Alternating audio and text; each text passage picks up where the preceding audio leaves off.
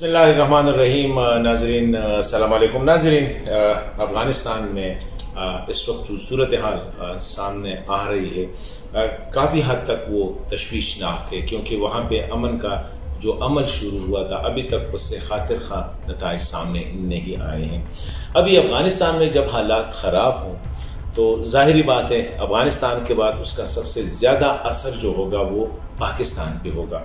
और पाकिस्तान में वो इलाके जो अफगानिस्तान के साथ सरहद पे वाक़ है, स्पेशली जो पुराने अभी तो मर्ज डिस्ट्रिक्ट है, कबायली इलाके जो है वहाँ पे हालात पहले से भी वहाँ हालात बहुत ज़्यादा ख़राब थे। दहशतगर्दों ने तकरीबन गुज़िश्ता 10-15 साल या 2 दहाइयों से कबायली इलाकों का जो हालत कर दी थी, वहाँ पे मिलिट्री ऑपरेशंस, दहशतगर्दी के वाक़यात, उससे तकरीबन हर एक कबायली घर जो है वो मुतासिर हुआ है। इंफ्रास्ट्रक्चर जो है मुकम्मल तौर पर तबाह हुआ था। अभी सूरत हाल ये है कि खुदा न खास्ता अगर अफगानिस्तान में दोबारा हालात ख़राब हो जाते हैं तो कबायली इलाकों के इसके क्या असरात होंगे। सोने पे सुहागा ये कि कबायली इलाकों के लोग चाहिए तो ये था कि जब ये दहशतगर्दी के वाक़यात ख़त्म हुए, मिलिट्री ऑपरेशन ख़त्म हुए, तो वहाँ पे एक मैस मूवमेंट होनी चाहिए थी। हुकूमत की तरफ से भी वहाँ पे मतलब कि फंड्स इंजेक्ट करने चाहिए थे, लोगों के डिमांड सामने आने चाहिए थे। लेकिन बदकिस्मती से हमने देखा कि बजाय इसके कि वहाँ के हालात को, वहाँ के लोगों को सहूलियात ज़िंदगी दी जाए, वहाँ से ऐसी आवाज़ें उठना शुरू हो गई कि खा वो मजहबी हवाले से थी या मतलब जो कहते हैं नेशनलिस्ट फोर्सेस थे, या वहाँ के जो हमारी सियासी जो कुव्वतें थी, बजाय इसके कि इकट्ठे होके कबायली इलाकों के लिए वहाँ पे एक ऐसी आवाज़ बन जाते कि उनके जो जख्म थे, वहाँ पे जो उनपे जो बीमारी या जो आफत गुजरी थी उसका मदावा किया जाता। मतलब है कि अभी 2-3 साल या 4 साल हमने इसी में ज़ाया किए कि वहाँ से जो सूरत हाल सियासी रही या मजहबी रही, मतलब है कि सियासी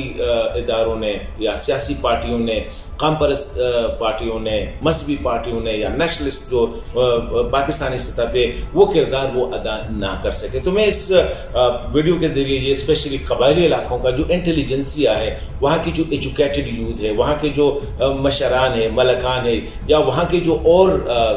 पब्लिक सर्विसेज में जो रहे हैं या सियासत में हैं, अभी ये मौका है कि इस मौके को ज़ाया ना करने दे। अभी जो सूरत हाल वहाँ पे सामने आ रही, खुदा न खास्ता जिस तरह अमेरिका की तरफ से कहा जा रहा है कि अगर अफगानिस्तान में हालात ख़राब हुए तो वहाँ पे दाइश और अलकायदा वगैरह जो है वो इकट्ठे हो सकते हैं। दूसरी तरफ पे जो TTP है, तहरीक तालिबान पाकिस्तान, और अफगानिस्तान के जो तालिबान है, मेरे ख्याल में वो एक ही सिक्के के 2 साइड से 2 रुख है। तो इसी सूरत हाल में अभी हमारी सियासी क़यादत पे भी, हमारी मजहबी क़यादत पे भी, हमारी जो काम परस्त सियासत, उन पर भी ये बहुत बड़ी जिम्मेदारी आयद होती है कि इन इलाकों को अभी कैसे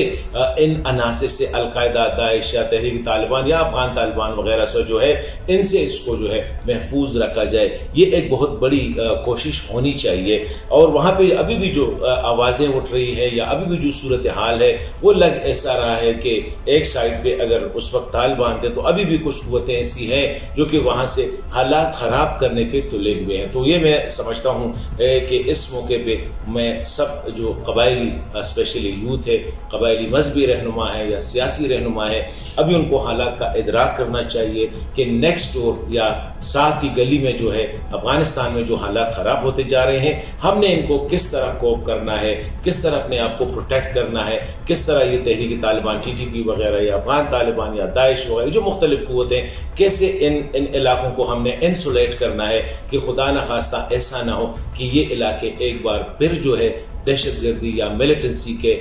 नरगे में चले गए। तो ये एक बहुत बड़ी चैलेंज है। मैं इस वीडियो के जरिए ये पैगाम देना चाह रहा था स्पेशली कबायली इलाकों के अवाम को, अपनी सियासी, मजहबी और काम परस्त क़यादत को, कि इन हालात का इदराक होना चाहिए। अभी हमें पहले से तैयारी करनी चाहिए कि किस तरह खुदा न खास्ता अगर अफगानिस्तान में हालात ख़राब होते जा रहे हो जाए तो किस तरह हमने इन इलाकों को जिस तरह पहले हुआ था उससे बचाना है, इनको इंसुलेट करना है।